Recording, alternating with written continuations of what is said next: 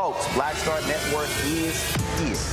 Hold no punches! I'm real revolutionary right now. Black power. Support this man, Black Media. He makes sure that our stories are told.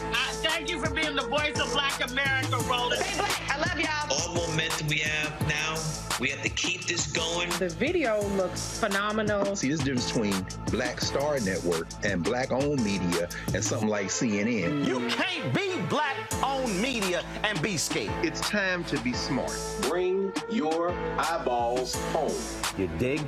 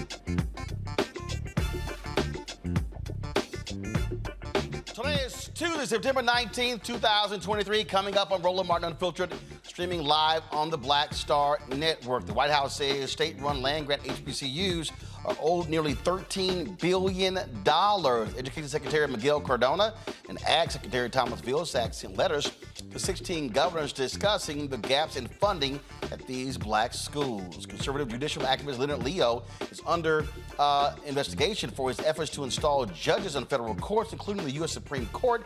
Congresswoman Summer Lee will be here to explain how he's gotten away with this. Birmingham cops released the Bodycam video of the high school band director getting tased and arrested. We'll show you what led to that confrontation. And a black father and his two kids get harassed by a Kansas City, Missouri museum employee while the family is just trying to enjoy the displays. We'll show you this video. Plus, Vice President Kamala Harris continues her Fight for Our Freedoms college tour. We'll show you what she said to the Pennsylvania's Reading Area Community College students. It is time. And also, of course, we'll also have for you folks my interview with Liberian President George Weah. Elections are set to take place next month, and so we'll show you that conversation. It is time to bring the funk on Roland Martin Unfiltered, Black Star Network. Let's go. He's got it. Whatever the miss, he's on it. Whatever it is, he's got the scoop, the fact, the find. And when it breaks, he's right on time and it's rolling. Best believe he's knowing. Putting it down from sports to news to politics. With entertainment just for kicks, he's rolling. It's on go, roll, y'all. It's Roland Martin, yeah.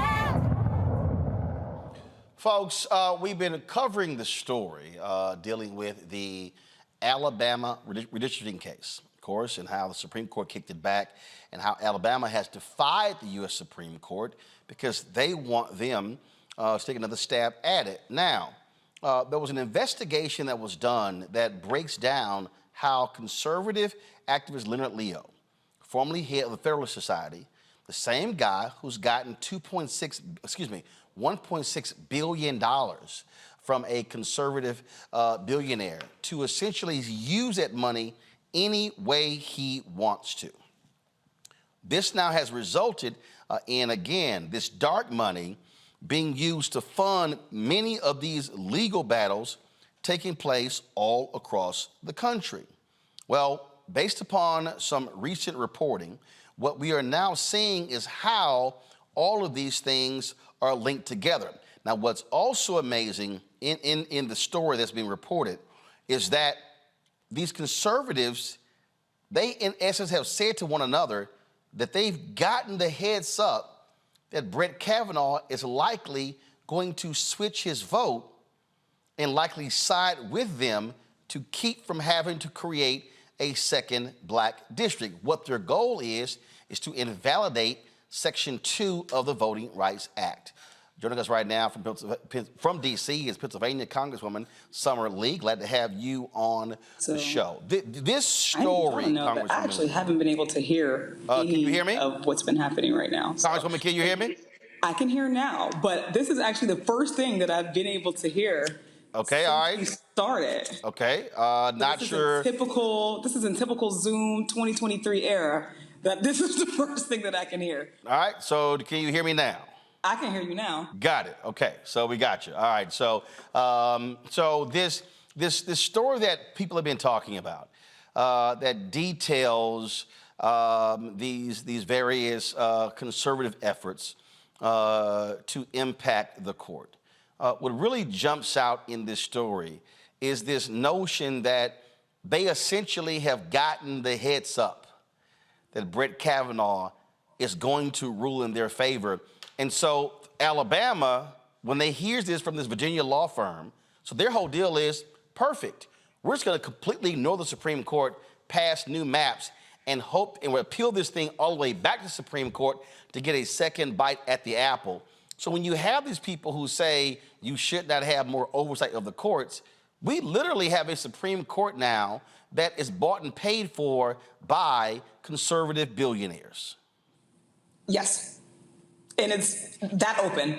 This is no longer, a covert mission. This is over at this point, right? We have a Supreme Court justice who is sending signals, smoke signals, carrier pigeons, however they get it. They're getting it directly from a Supreme Court justice who is also paid off or bought, by the Federalist Society, by Leonard Leo, and they're now making and taking actions with that in mind. Right. So we know that this is going to lead or can lead to further erosion of the Voting Rights Act. Like the implications on Black folks, on Black communities for this, are immeasurable. And yet we can see, we've seen and we've heard the stories about before this case, we heard the stories about Alito being flown out. We've heard the stories about, Clarence Thomas and all the gifts that they're getting. We heard about how, these what folks are calling sugar daddies, right, are giving openly and explicitly to Supreme Court justices who are supposed to be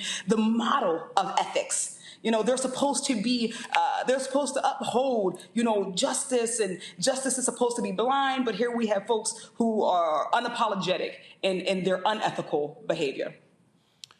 And what still is baffling to me is to have these members of Congress who believe that the Supreme Court should just be self-governing, where they don't have to abide by ethics rules. You've got Justice Samuel Alito writing op-eds in the Wall Street Journal saying that, no, we're fine. You got Clarence Thomas, who now all of a sudden is reporting trips and then going, oh, well, I got advice from a friend and I have to do that. I mean, what's crazy to me, these are 9 unelected people, serve on the highest court in the land. Their decisions are final.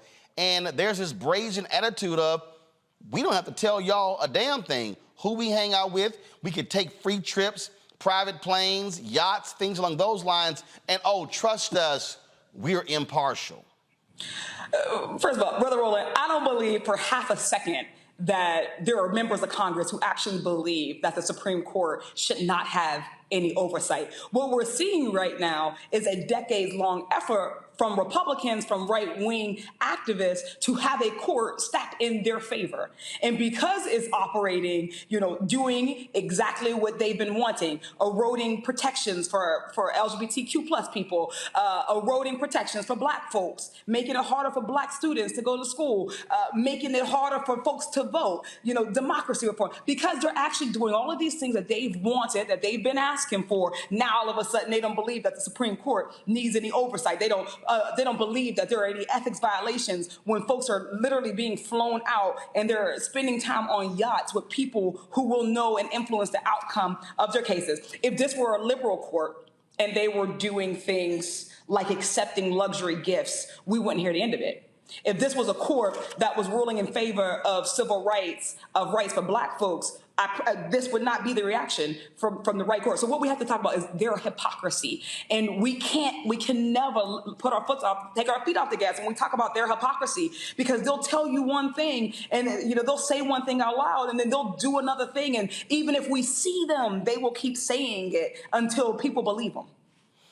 This is the story. It's from alreporter.com, and the headline says, "Dark Money, the backstory of Alabama's redistricting defiance," and by Bill Britt. And it is stunning, anybody who reads this story and they go through it and you see it, and you see what is clear, what is brazen, where these conservatives literally, how you have the paying of money to Jenny, to Clarence Thomas's wife, and how that's being circumvented, literally hundreds of thousands of dollars.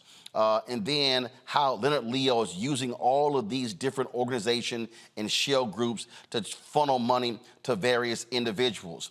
And then, like, here's a perfect example. It says here, go to my iPad. In addition, there now appears to be a significant connection between Alabama's post-Milligan map redrawing process, Leo's powerful national dark money network, and Kavanaugh. The tangled web of previously unreported ties centers around Marshall, Alabama Solicitor General Edmund LaCour, dubbed the architect behind Alabama's voting rights defiance, and the D.C. area law firm Consovoy McCarthy, the firm founded by William Consovoy, a now deceased former clerk to Justice Clarence Thomas, who represented Shelby County in Shelby County v. Holder. In Shelby County, the Supreme Court invalidated Section 4 of the Voting Rights Act and this vital pre-clearance provision, and it goes on and on. The thing that is crazy, do progressives understand what these folks are doing? I mean, do they fully understand that these folks have multiple billionaires who are funding this because they want to control the Supreme Court? Because what they've decided is, if we don't control the White House, don't control the House, don't control the Senate, we can still control the country if we control the Supreme Court. I'm going to speak for a progressive. I'm going to speak for me. And absolutely progressives understand this. Progressives understand this more than other people because we are also being attacked by the exact same entity to keep us out of office. When we think about the influence of dark money, we're talking about the Supreme Court. But this isn't the only place where we're seeing that influence. We're seeing that influence on Congress, on local and state government, and it's almost certainly tied to the exact same people. Paul Singer, who is one of the folks in this dark web, this tangled web that we're talking about, is also in the tangled web of keeping progressive Black women out of Congress. This money that's coming in is only tangled and only a tangled, dark, deep web because we don't have transparency, because we don't have protections since imposed in Citizens United, and that is intentional. If we can't track where people are giving their money, where we can have organizations, super PACs, whatever it may be, who are able to collect money from billionaires who don't ever have to disclose, who don't have to be in the open with their hatred, don't have to be in the open with their racism, but can still make moves, can still pull strings. We're seeing these connections all throughout our government and throughout our system. But people don't want to talk about, money in politics when we talk about democracy reform. But this all impacts Black people. If we can't get Black folks into the Senate, into the United States Senate, then how are we going to confirm judges who care and understand how important getting dark money out of the Supreme Court is going to be, right? So these things go hand in hand. Last question for you. When I try to talk about judges and how critically important they are, people sort of gloss over. There are a lot of African Americans who say, well, I want to see this. And I keep saying, you could ask for a whole bunch of stuff, but don't think for a second that even if you get it, if it gets passed by Congress, you're not going to have some white conservative group sue to stop it from happening. Yep. The money going to Black farmers. And we could go on and on and on. And what we're now seeing Ed Bloom. They've dropped their lawsuit today suing West Point because the Supreme Court did a carve-out in their affirmative action decision saying that it's in the national interest to continue affirmative action at the military academies.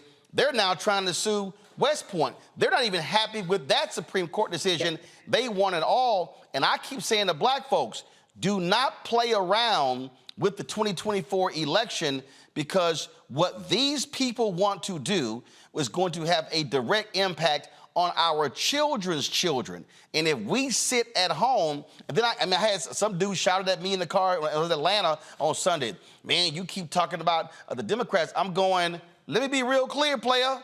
I said, if the right wins the White House and wins the Senate, Clarence Thomas, Samuel Alito, they gonna retire. They want to lock down. And matter of fact, you may have one of those liberal justices retire. They would love a 7-2 hard right Supreme Court and go appoint some other 45-year-old who's gonna be there the next 40 to 50 years. And that's been their play the entire time. For decades and decades and decades, the Republican Party has been meticulously implementing their judicial strategy. Went over and appoint people, extreme conservatives, to federal bench, younger and younger, because we know that these folks serve longer. That Trump was able to get as many appointees is unprecedented and truly unfortunate. But we know that Black folks are going to be the first and hardest impacted, and have already been, will be again in 2024 if we get caught slipping. Affirmative action was the first big hit that we've taken, but it wasn't a surprise. It was no more a surprise than Roe v. Wade. These are things that they've explicitly said they're coming for when they get the seats. They said they're coming for it if we win, and we keep turning a blind eye. But on the same token, we also need the Democratic Party to create urgency around that. Yep. Make the stakes known in Black communities. And you can do that by supporting Black candidates who speak their languages. We can't just say that we want Black folks to come out and show out without showing them that we are going to support people who understand them, who walk their walk and talk their talk. We can do both at the same time so that we can make it easier for Black people to feel invested, to feel like they have a vested interest. But there's more to come. There's absolutely more to come with the Supreme Court. There's more to come if Trump is in office. So we have to make sure that we're covering all of our bases in educating and empowering the electorate and in expanding the electorate. We found women who are galvanized now because of the fall of Roe. Well, we need to go and get those same Black folks who should be galvanized because Roe impacts us. The same Black folks who are galvanized because affirmative action falling impacts us. Black folks because Citizens United impacts us. Because erosion of queer rights impacts us. We have to make those stakes clear to us. Well, it is definitely going to be a busy year. And yeah, they are executing that strategy. And I keep telling people, there's a way to stop them. Beat them at the ballot box. That's how you beat them, because if they don't win the White House and they don't control the Senate, they cannot appoint their judges. That's how you beat them. Congresswoman Summer Lee, we appreciate it. Thanks a lot. Thank you so much. Folks, going to a break. We'll be back. We'll talk with my panel about this. Also talk about HBCU funding. The Biden administration is saying $13 billion. States, pay up. We'll discuss that next right here on Roland Martin Unfiltered on the Black Star Network.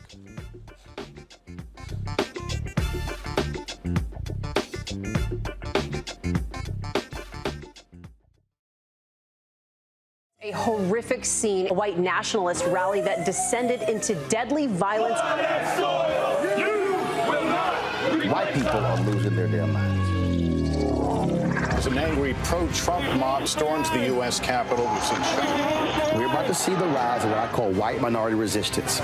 We have seen white folks in this country who simply cannot tolerate black folks voting. I think what we're seeing is the inevitable result of violent denial. This is part of American history. Every time that people of color have made progress, whether real or symbolic, there has been what Carol Anderson at Emory University calls white rage as a backlash. This is the rise of the Proud Boys and the Boogaloo Boys. America, there's going to be more of this. Here's all the Proud Boys, guys. This country is getting increasingly racist in its behaviors and its attitudes because of the fear of white people. The fear that they're taking our jobs, they're taking our resources, they're taking our women. This is white fear.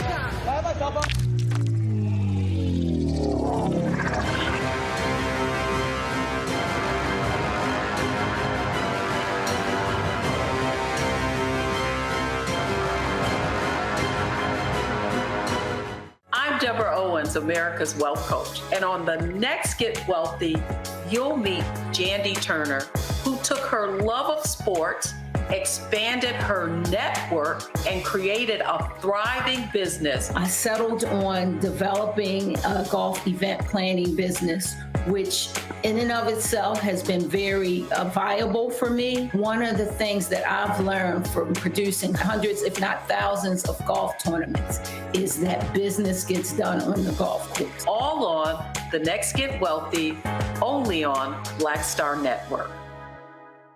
Hi, I'm Jo Marie Payton, voice of Sugar Mama on Disney's Louder and Prouder Disney Plus, and I'm with Roland Martin on Unfiltered.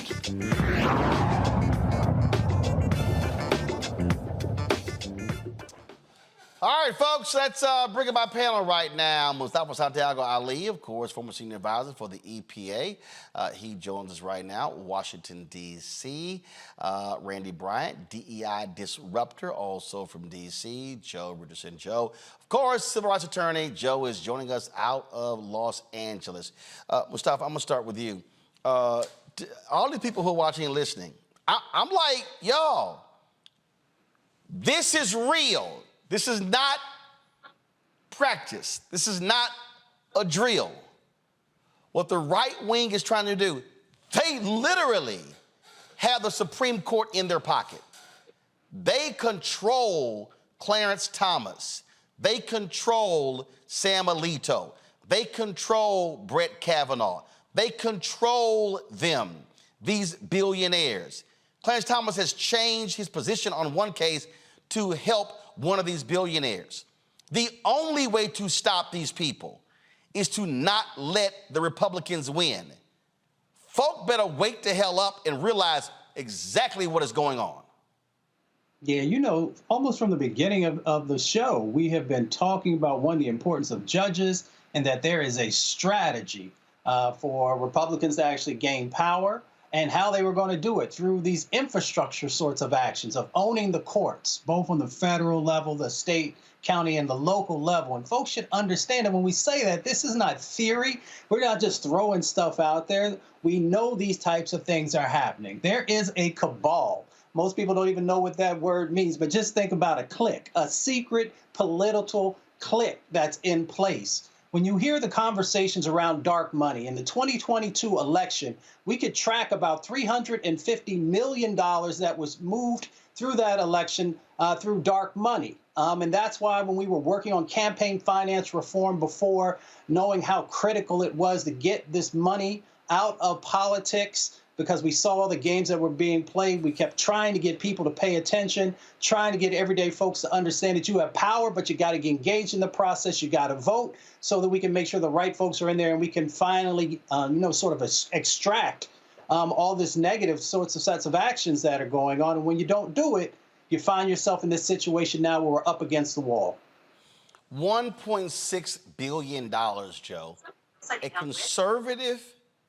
conservative billionaire literally transferred $1.6 billion to a nonprofit that Leonard Leo can spend any way he wants.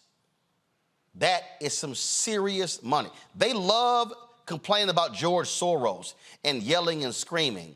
They hate George Soros because he uses his money for progressive causes, but there are multiple conservative billionaires. We ain't even talking about the whole Koch network. These people, these conservative billionaires, they are trying to change everything from state capitals to state legislatures to county commissioners to city hall, you name it, that's what they're doing.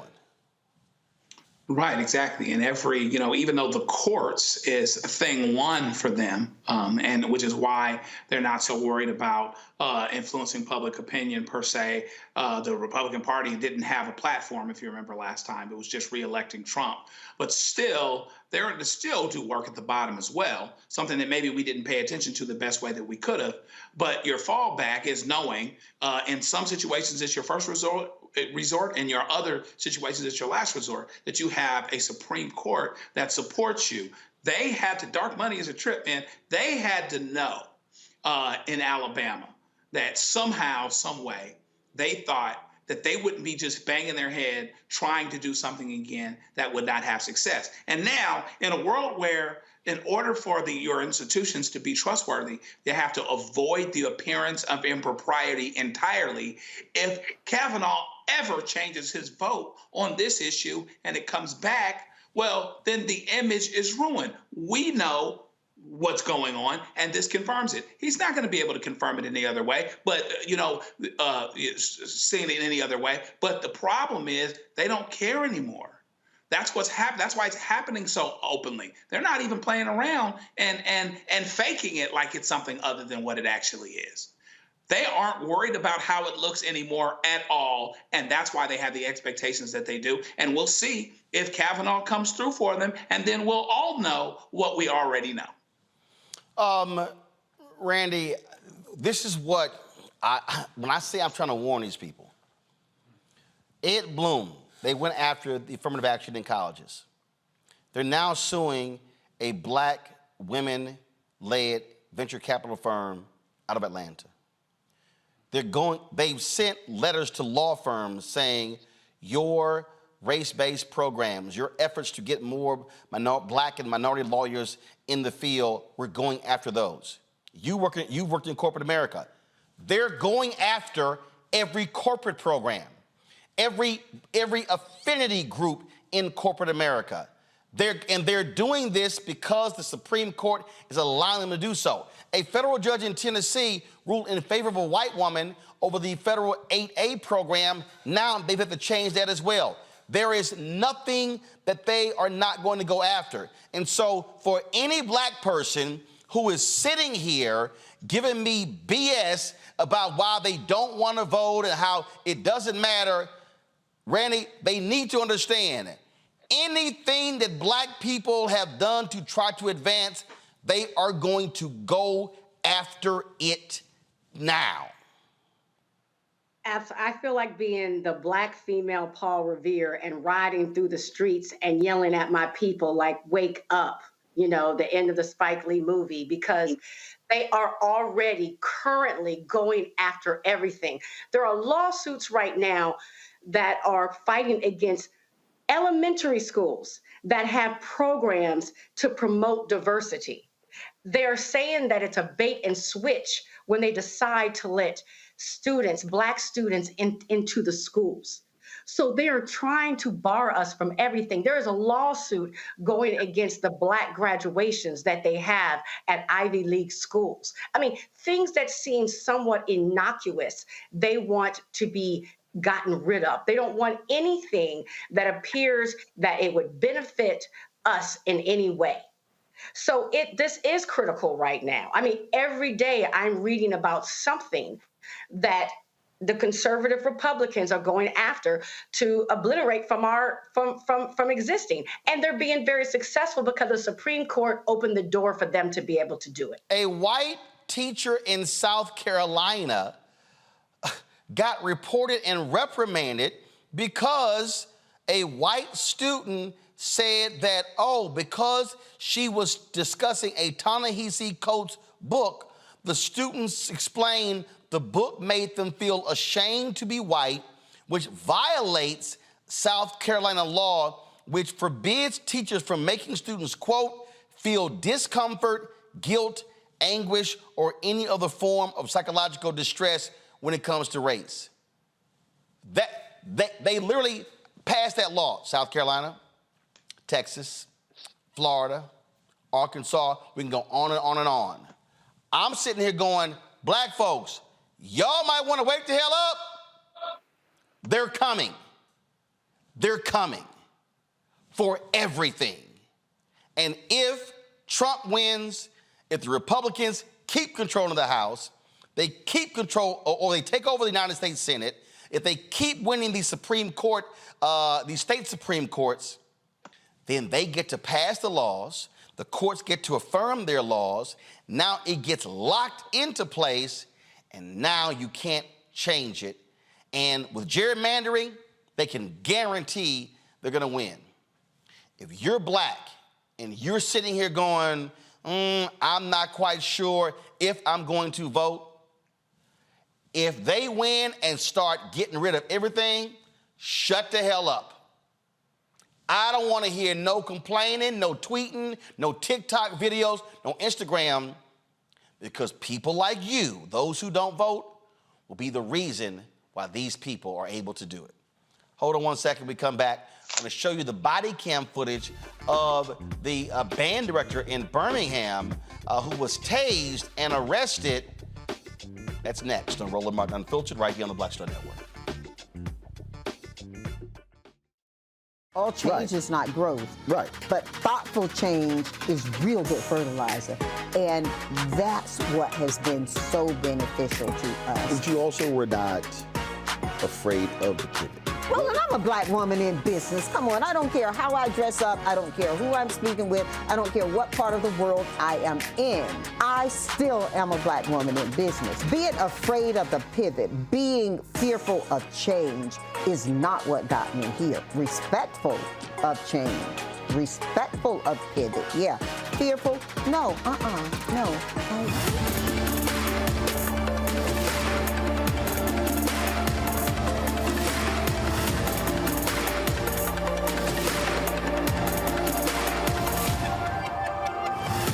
When you talk about blackness and what happens in black culture, we're about covering these things that matter to us, speaking to our issues and concerns. This is a genuine people-powered movement. There's a lot of stuff that we're not getting. You get it, and you spread the word. We wish to plead our own cause. Too long have others spoken for us. We cannot tell our own story if we can't pay for it. This is about covering us. Invest in black-owned media. Your dollars matter. We don't have to keep asking them to cover our stuff. So please support us in what we do, folks. We want to hit 2,000 people, $50 this month, raise $100,000. We're behind 100,000, so we want to hit that. Y'all money makes this possible. Checks and money orders go to P.O. Box 57196, Washington, D.C. 20037-0196. The Cash App is $RM Unfiltered. PayPal is R Martin Unfiltered. Venmo is RM Unfiltered. Zelle is Roland@RolandSMartin.com. What's up, everybody? It's your girl, Latasha from the A. And you're watching Roland Martin Unfiltered.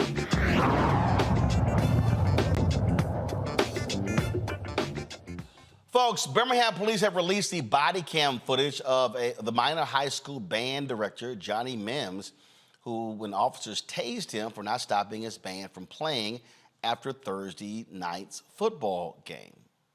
Check it out.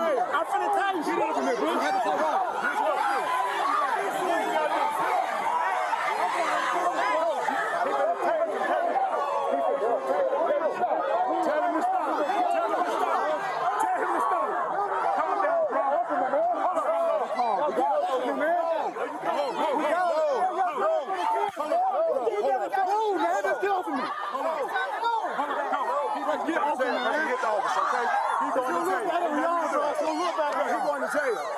He hit the officer. He got to go to jail. He swung on the officer.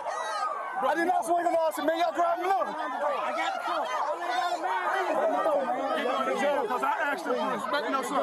That's a disrespect to me. Let me go. How you going to tase me?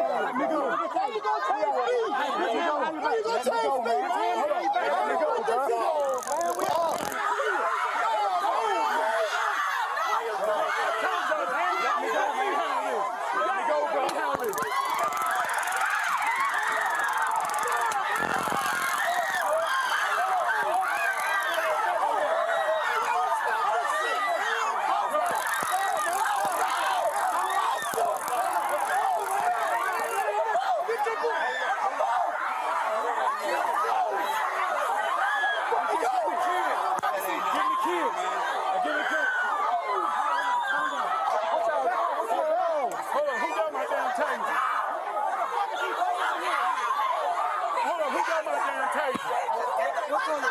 It's a horse taser.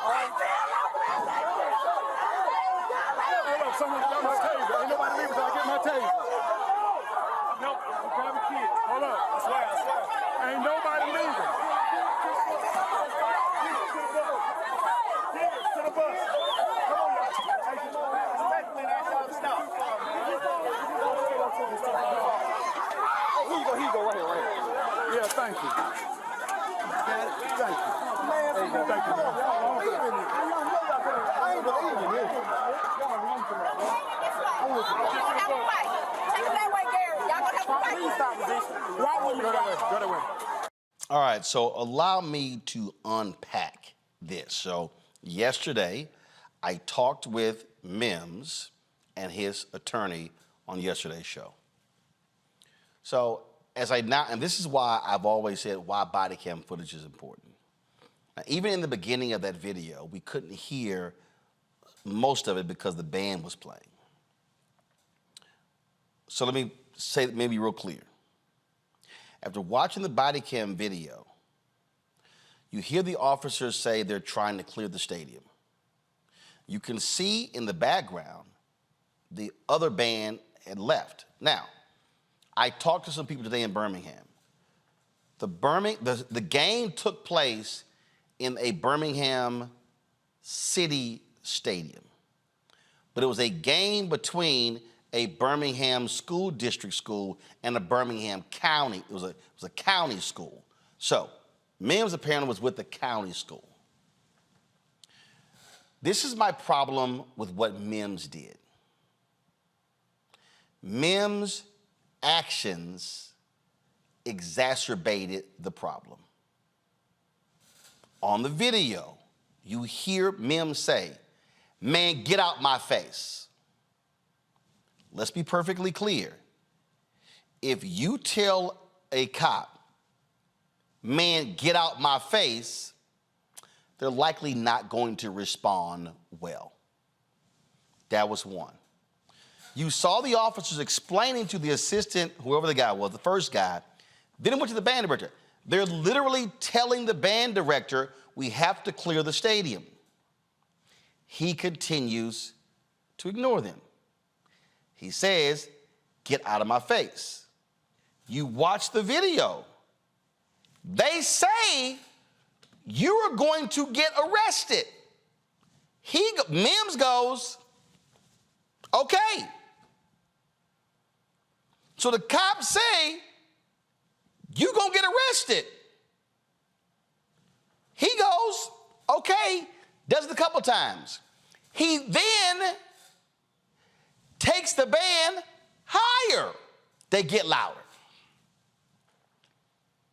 Now, I do not change my position from what I said yesterday, that the cops should have de-escalated.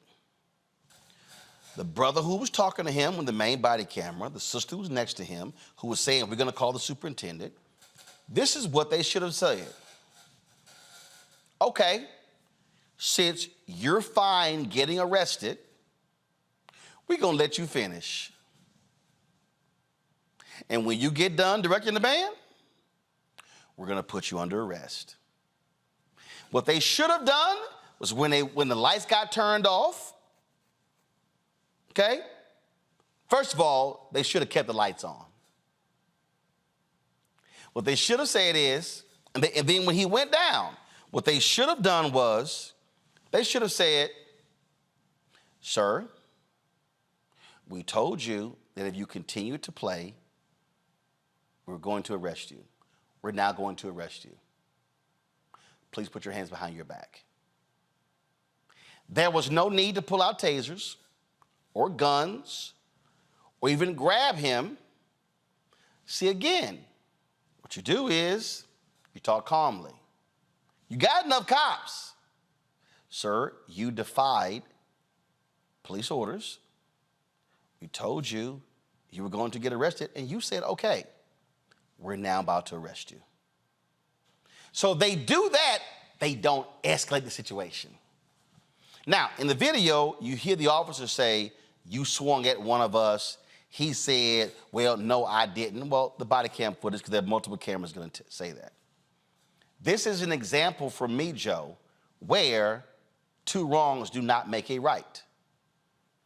I totally understand our discussion yesterday, but Principal Mims was wrong to tell the cops multiple times, I think in the video it says 7, man, get out my face.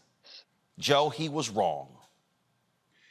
Yeah, and here's the thing. I remember speaking to some kids a few years back at a college, and we were talking about how they can survive a police contact.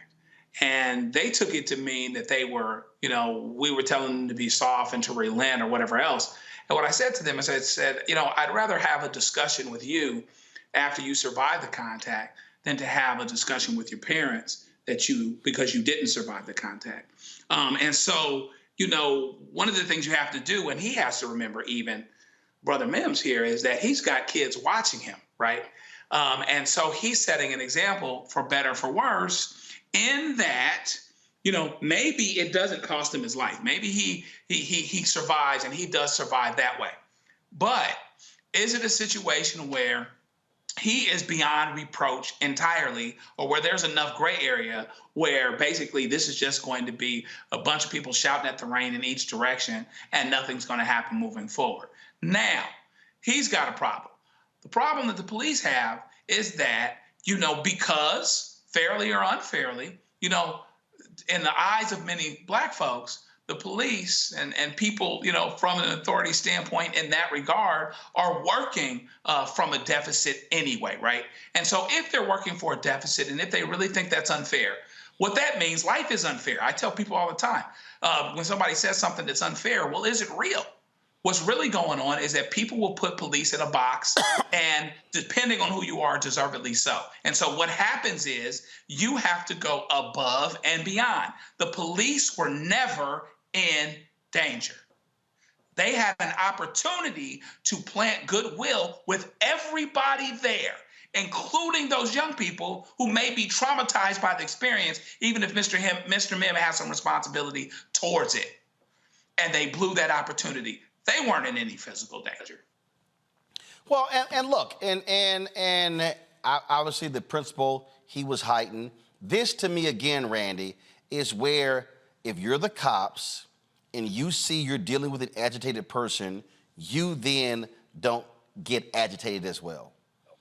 But again, seeing the video here, and I'm taking into account the conversation yesterday, the band director was wrong. The band director should not have said, man, get out my face. He was wrong. The band director could have said, officers, can we play for 60 more seconds? No, he didn't do that. He was disrespectful to the officers. He was wrong. But it doesn't mean they also should have tased him. Right. And police officers are typically called because someone is wrong, because something wrong is happening. And so police officers need to have the skills to be able to deal with those situations in a way that serves everyone the best, and not in a way where their egos become so involved that they forget. I feel like everyone forgot the children that were there, because those kids will never forget what they just witnessed.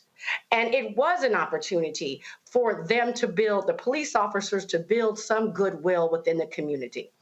I could not help but to think, although the band director was wrong and could have handled it better, my mind goes to, why is he acting this way? Why is this so important to him? Right? And so I just wonder, and as a person who has been at schools where I was in like one of only Black children and then the absolute reverse, I wonder, because I believe there's so much focus on killing Black joy, right? And that if there's a school up the street that's predominantly white and those bands are able to play a little bit later, but here you have this brother trying to, the kids were clearly enjoying what was happening. It was a good activity that keeps them out of trouble. And it always, like, our joy has to be shut down and policed. But here's the deal, though. Again, Mustafa, first of all, and again, I get it. First of all, I can't tell you what neighborhood the stadium is in. I can't tell you what the conditions are outside. But here's the deal, and I've been to a lot of high school games. And it's very simple. If it's time to go, it's time to go. I get the fifth quarter. I totally get it. I fundamentally believe, and I've asked the question, I've not gotten the answer yet. Does the Birmingham Independent School District have a policy that states once the game is over, we allow the bands to play for a certain amount of time? That's the first question. What is the actual policy once the game is over?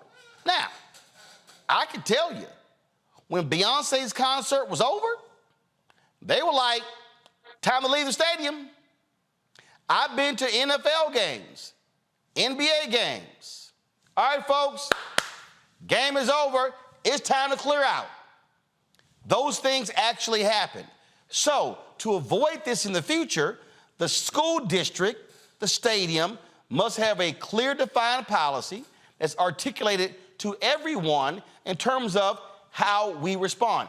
If the cops are supposed to clear the stadium as soon as the game is over, maybe they give people 10 minutes to sort of, high five and hug and whatever. But it's time for you to go. I just still believe, I'm a firm believer that how people handle things determines how things end up. This is not me saying the band director had to sit here and kiss the cop's ass, but I'm just telling you right now, if the cops are telling you to do something and your response is, man, get out my face, 7 times, it's about to be a problem.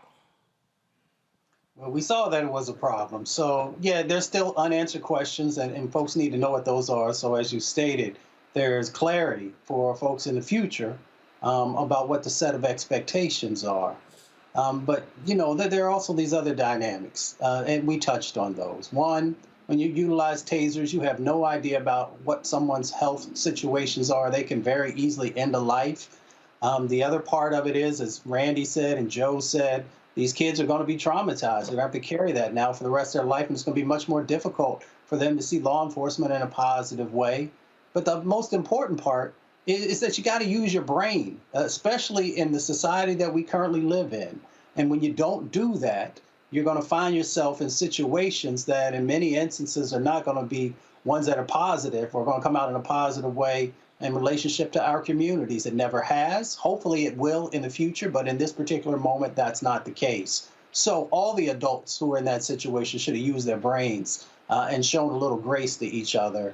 But the reality is you got to follow what police officers are saying, as long as it's not going to, end up putting you in a dangerous situation.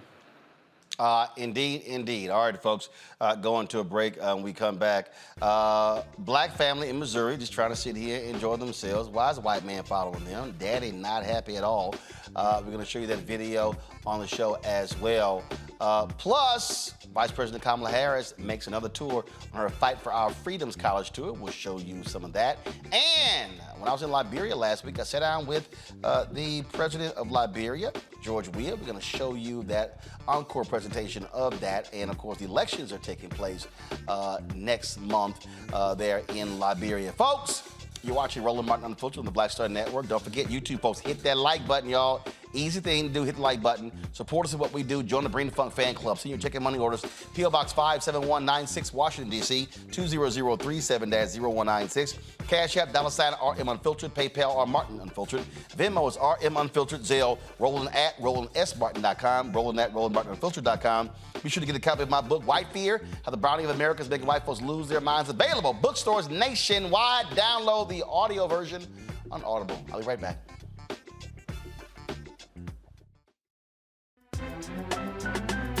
I'm Faraji Muhammad, live from LA.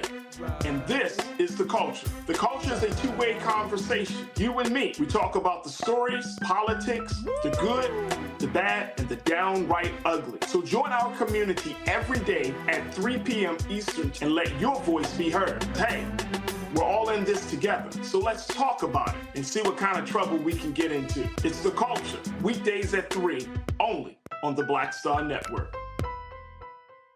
Next on The Frequency with me, Dee Barnes. Producer, writer, and activist Drew Dixon joins us for an honest conversation about Black women and trauma, right here on The Frequency on the Black Star Network. On a next, A Balanced Life with me, Dr. Jackie, we're going to be talking about common sense. We think that people have it, know how to use it, but it is something that people often have to learn. The truth is, most of us are not born with it, and we need to teach common sense, embrace it, and give it to those who need it most, our kids. So I always tell teachers to listen out to what conversations the students are having about what they're getting from social media, and then let's get ahead of it and have the appropriate conversations with them. On a next, A Balanced Life with me, Dr. Jackie, here at Black Star Network.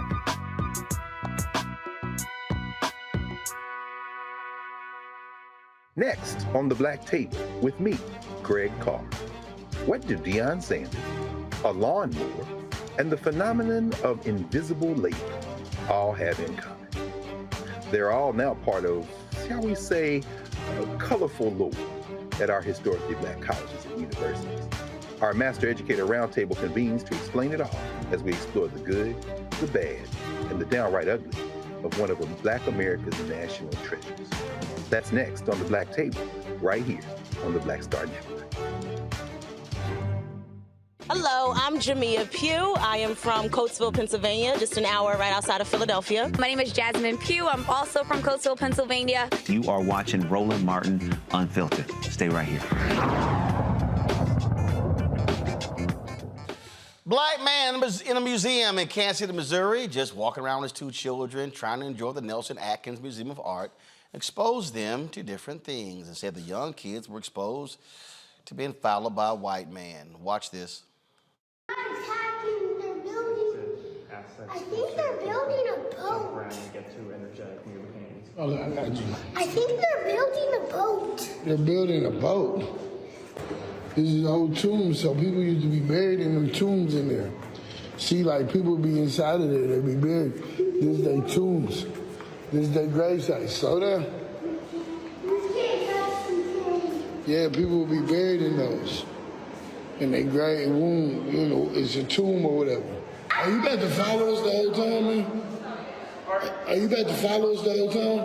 Sir, I'm just making... I'm asking, I asked you a question. I didn't say nothing else. Are you about to follow me the whole time? Because if you're going to follow me the whole time, then give us a goddamn tour. I know how to control my kids. You asked me to make sure they don't run. I'm not going to do that. I said I know how to control my kids. You asked me not to make sure that they don't run. I will do that. Now, if you're going to follow me the whole time, then give me a tour. Make it worth my while. Then otherwise, stop following me. I'm trying to enjoy the museum with my kids. Are you following anybody else that got kids? Because I'm not the only one here with kids. Are you following anybody else? Are you not going to argue with me? Because it do you no good. Because I haven't done anything. You roll your eyes all you want to. You look like a little girl. Tighten up, man. Tighten up. Like I said, if you're going to keep following me, go get your manager. Because like I said, it's all on film. It came when you first approached me to when you still been following me. And now that I had questioned you, it's still on film. It's going to look like you being racist to a black man with his two children at the museum. Because you're not over there following them. You're not following them. You're not following them, they have a child too. They have a small child too. So, no, there ain't no excuse. Either you're being because I'm a man or you're doing it because I'm a black man. It's in both ways, you're being different. I didn't do it that way. Okay, so are you about to give me a tour? Are you about to give me a tour? I can talk to you about some of the No. if you'd like, sir. If you're going to follow me around, then you better give me a tour. Otherwise, stop following me. Sir, Plain and simple. I'm hired here to keep track of Okay, you, sir. but if you follow me one more time, I'm going to get your manager. So stop following me. Let's go. Randy told his ass, tighten up. And I love that he called his little butt out. And I love that my favorite line was when he said, if you're going to follow me, can you at least give us a tour? Make him uncomfortable instead of being uncomfortable. You have this father trying to educate his children and being harassed. It's absolutely unacceptable. When I was doing DEI work, I have trained 2 museums about this because museums at one point were seen as this hoity-toity only for certain types of people. And now that museums are trying to bring in all people, and because they are for all people, they have had to train the staff on how to ensure that you're not acting in this way and being discriminatory. I got a kick out of that one, Mustafa. My man was like, hey, you gonna give us a tour? He said exactly the right thing. He's like, if you're going to take up my time, you're going to be in my space, then make yourself, utilized in a positive way. The reality of the situation is that there are still some who do not see the value in our participation, whether it's in a museum or a number of other locations. They don't feel that those are places for us. And we have to continue to push back. We have to continue, like this brother did, to call it out. But we also got to take it a step further, because I appreciate what he said, I'm going to talk to your manager, or I'm going to talk to the curator of the museum, because they need to know about this type of behavior so that they, as an institution, are also held accountable. There's one thing I cannot stand, Joe, is that following me around crap. Oh. Yeah, that's not a good look at all. He came out on him and let him know what was what. I got a snicker out of the tighten up thing, for a second there too. But then he got right back where he's supposed to be in the matter at hand. Like, look, listen, hey, it is Missouri, so you can show me. Take me on a tour. You know what I mean? Take me on a tour if you're going to do that. And it looks like, I guess I didn't see it all, but it looks like his kids were pretty okay as well while he was talking to him or whatever else. They seemed like, they were okay. But, the kids are innocent, all right?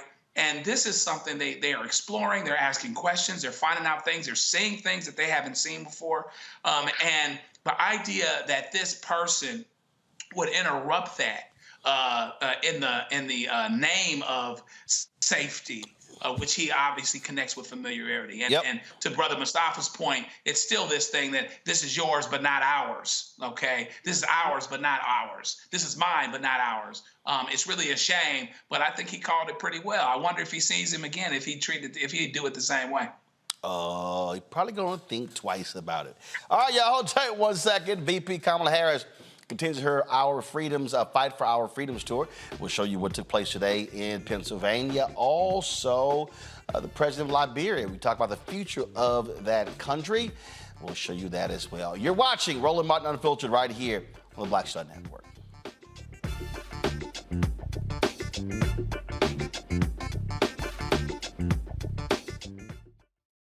I'm Deborah Owens, America's Wealth Coach. And on the next Get Wealthy, you'll meet Jandy Turner, who took her love of sports, expanded her network, and created a thriving business. I settled on developing a golf event planning business, which in and of itself has been very viable for me. One of the things that I've learned from producing hundreds, if not thousands, of golf tournaments is that business gets done on the golf course. All on The Next Get Wealthy, only on Black Star Network. I'm Faraji Muhammad, live from LA. And this is The Culture. The Culture is a two-way conversation. You and me. We talk about the stories, politics, the good, the bad, and the downright ugly. So join our community every day at 3 p.m. Eastern and let your voice be heard. Hey, we're all in this together. So let's talk about it and see what kind of trouble we can get into. It's The Culture, weekdays at 3, only on the Black Star Network. All change is not growth. Right. But thoughtful change is real good fertilizer. And that's what has been so beneficial to us. But you also were not afraid of the pivot. Well, and I'm a black woman in business. Come on, I don't care how I dress up. I don't care who I'm speaking with. I don't care what part of the world I am in. I still am a black woman in business. Being afraid of the pivot, being fearful of change is not what got me here. Respectful of change, respectful of pivot, yeah. Fearful, no, no.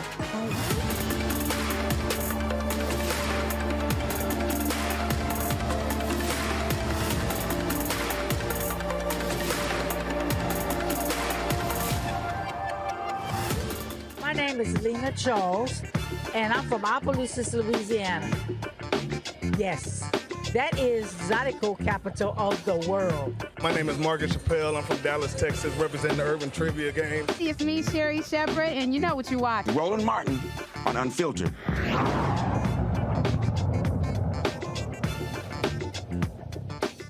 Today is National Voter Registration Day in Pennsylvania. The governor, Josh Shapiro, issued new regulations that eligible voters will be automatically registered to vote upon receiving a driver's license or an ID card. Pennsylvania, it is National Voter Registration Day, and today I am proud to announce that for the first time ever, Pennsylvania is an automatic voter registration state. That's right, from now on, when you get or renew your driver's license or an ID card at the DMV, you'll be registered to vote unless you choose not to. I made a commitment when I was campaigning for this office that we would bring automatic voter registration in Pennsylvania and break down the barriers for legal, eligible voters. This is a key step to make our elections more secure, adding important levels of verification to the voter registration process. And by expanding voter registration at our DMVs, we'll save taxpayers time and money, reduce the number of costly paper registrations, and streamline voter registration for Pennsylvanians. Look, this is common sense. You already provide proof of identity, residency, age, and citizenship at the DMV. All the information you need to register to vote. We're making our state government work better for the good people of Pennsylvania. No matter who you choose to vote for or what your views are, I hope you'll make your voice heard. Now more than ever, we need an engaged citizenry to move our country and our Commonwealth forward. Somebody posted in our chat, I think this is everywhere, Roland. No, it's not. Pennsylvania becomes the 24th state in the country to register voters automatically. Trust me, Mustafa, this is pissing off Republicans. Oh, without a doubt, because let's be clear, they don't want you to vote, and they'll put any type of obstacle in place that they can. I mean, the reality is that everyone should automatically be registered to vote, and if you don't want to vote, you can opt out. Just like we opt into certain things, you know, if you have your name that's already on that list, you could opt out. And why is that important? Because, you know, the United States has one of the lowest voter turnouts of industrialized nations across our planet.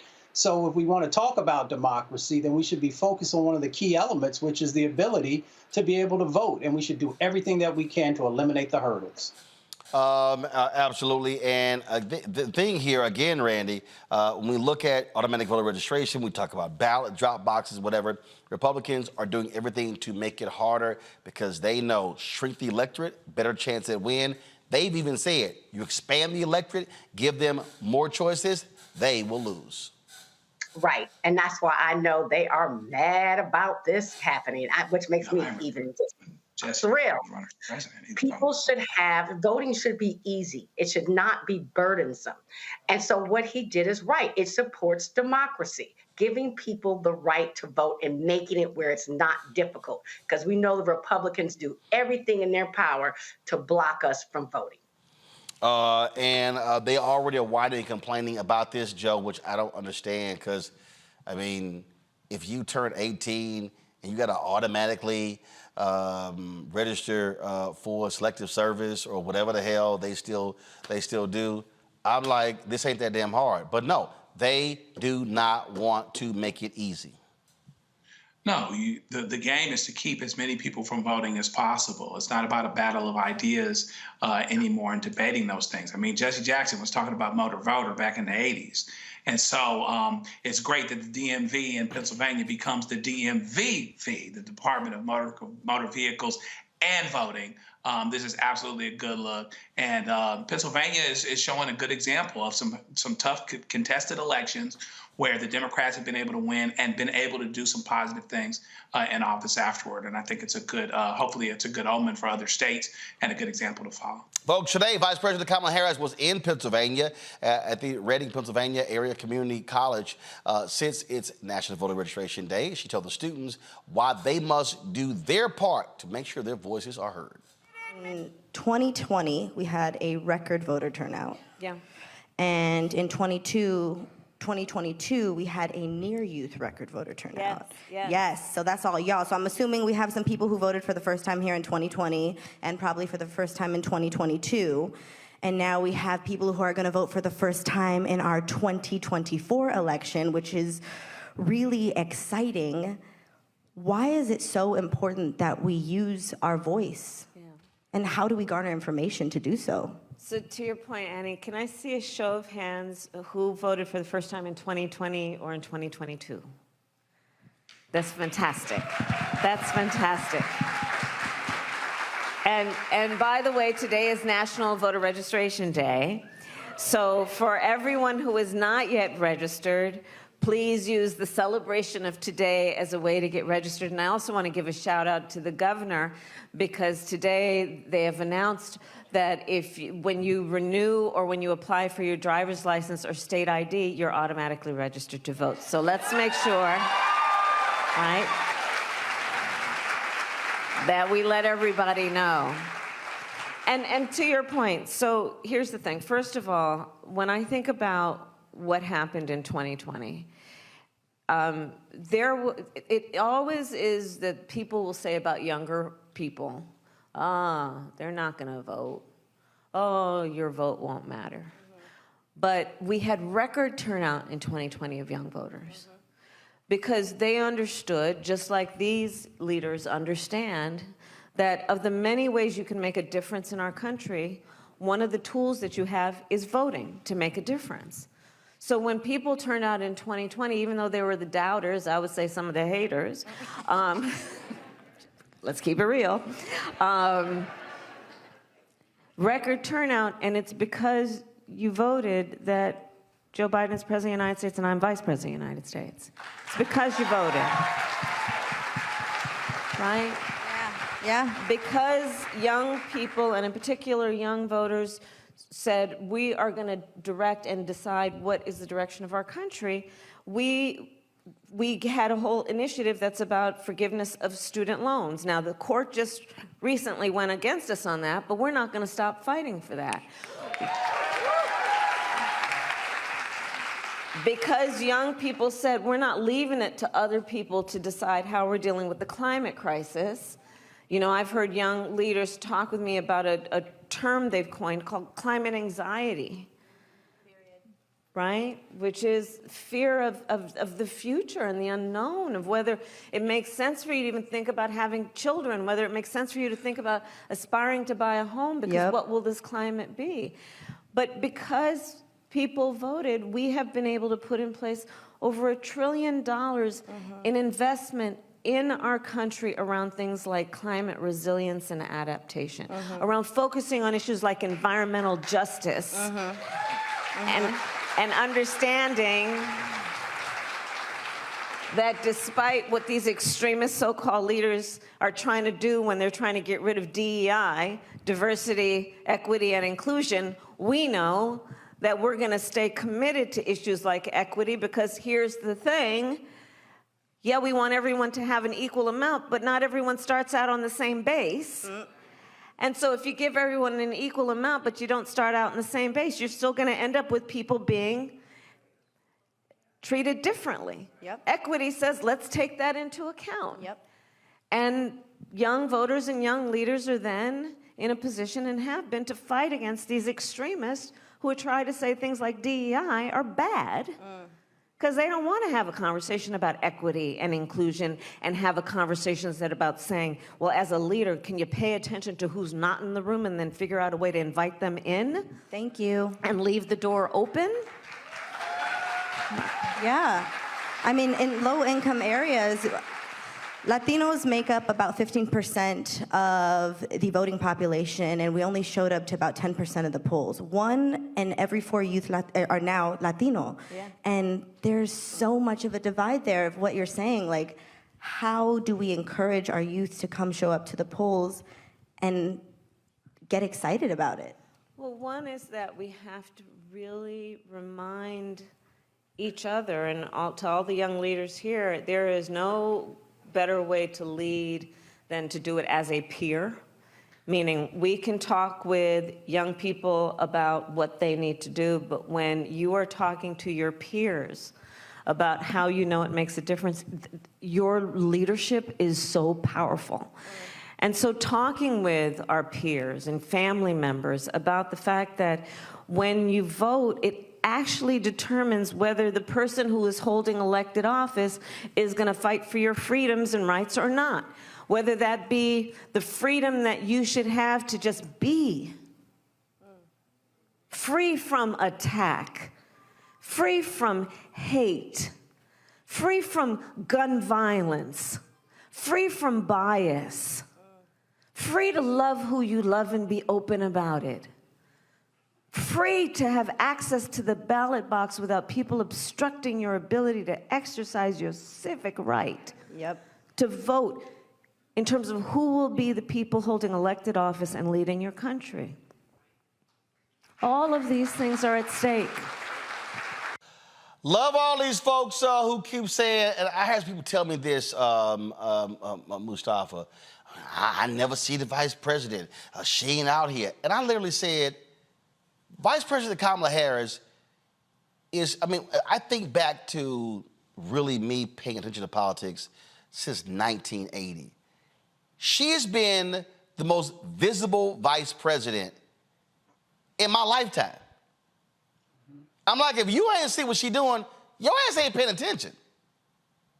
Well, my grandmother says you see what you want to see. So let's just be clear that there are some who don't want to see how active she has been, how committed she has been, and that she would make an excellent president if the opportunity arises. I've never understood how our community, and we'll talk about our community, can love everybody else who's in their life, and I've never met someone who's been in my life who's never made a mistake, but yet when it comes to the vice president, because there was one thing that everybody kept talking about, then they wanted to devalue her and say that she was not representing our people. Every time that I've talked to her, every time I work with her, the first thing she was always concerned with was how will this impact our communities? How will this uplift our communities? So we need to really understand the value added that she brings to the political scene, but also to everyday people's lives, and start to rally around our own, because other people rally around theirs when given the opportunity. It's time for us to do the exact same thing. And that doesn't mean that we agree with everything, but that means that we work with the individuals. If they have gaps, then we work with them to address those gaps. If they've fallen short, we work with them to help them to understand how to make sure that they're making the strides that we are expecting. But we should stop throwing our own underneath of the bus when they're doing everything they can to uplift our own communities. I just think, Randy, it's some folk who are scared to death, and I think it's two things also. This country is absolutely misogynistic, including from women. And I think a lot of the attacks on Vice President Kamala Harris, I think it's because she's a woman and because she's black. 100%.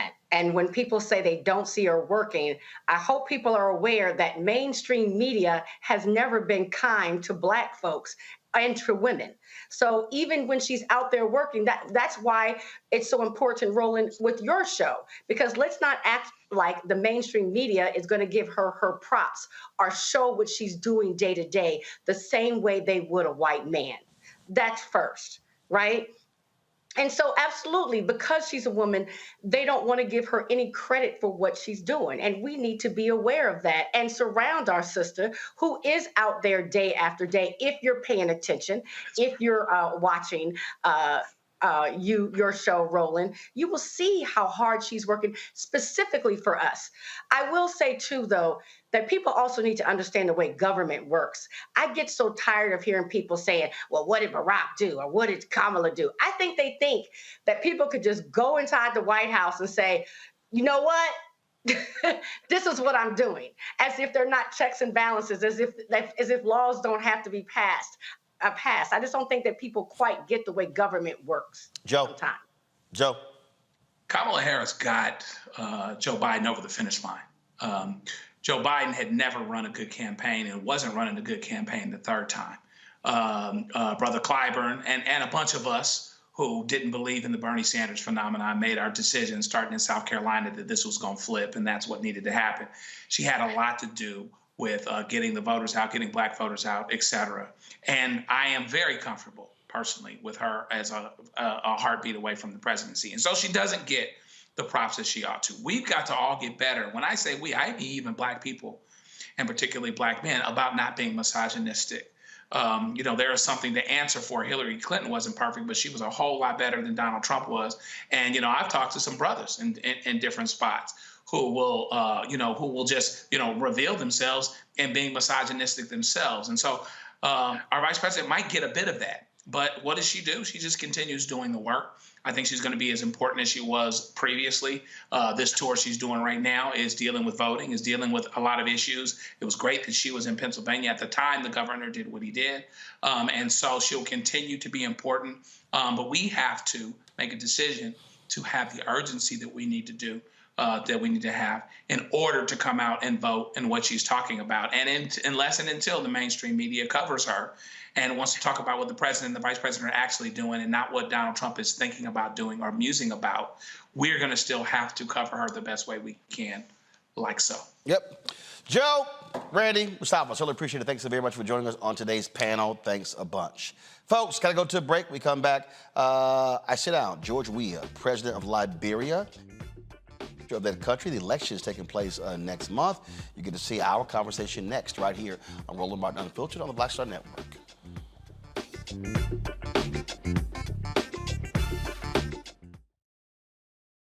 Next on The Black Tape with me, Greg Carr. What do Deion Sanders, a lawnmower, and the phenomenon of invisible labor all have in common? They're all now part of, shall we say, a colorful lore at our historically black colleges and universities. Our Master Educator Roundtable convenes to explain it all as we explore the good, the bad, and the downright ugly of one of Black America's national treasures. That's next on The Black Table, right here on the Black Star Network.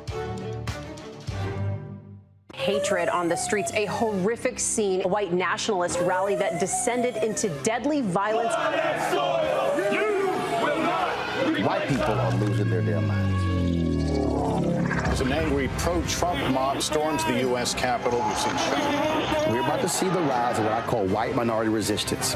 We have seen white folks in this country who simply cannot tolerate black folks voting. I think what we're seeing is the inevitable result of violent denial. This is part of American history. Every time that people of color have made progress, whether real or symbolic, there has been what Carol Anderson at Emory University calls white rage as a backlash. This is the rise of the Proud Boys and the Boogaloo Boys. America, there's going to be more of this. Here's all the Proud Boys, guys. This country is getting increasingly racist in its behaviors and its attitudes because of the fear of white people. The fear that they're taking our jobs, they're taking our resources, they're taking our women. This is white fear.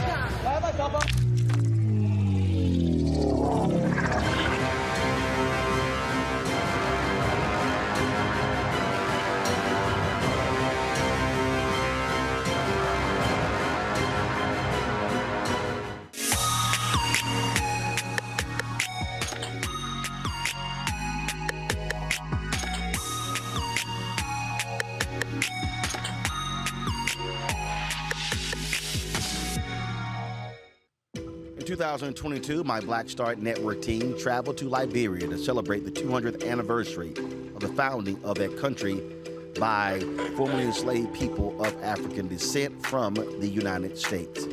It was an amazing time. It was an opportunity for us to learn about the country, to see what has been going on in Liberia since the founding, but also since they had the devastating civil war that lasted 15 years.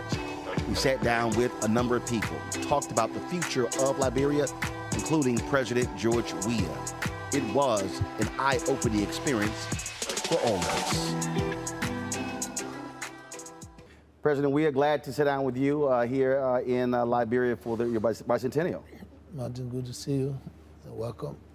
Let's start off with this bicentennial. The focus is not on Liberian independence. It's on the first enslaved people from America, freed enslaved folks, formerly enslaved, who came to this country. What do you want to achieve with this year-long initiative? What I think is the entire history of our country, how the indigenous and those settlers came. I think what we try to do is to let our people know that we are one people, and to keep the peace of our country, to understand that this is our land, not a particular people.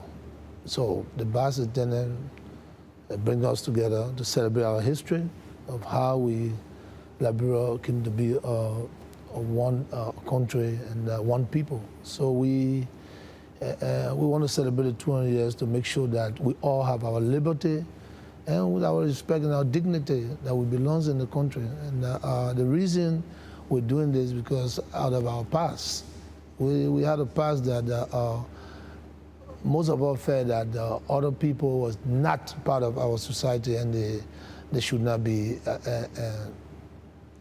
governed. You know, so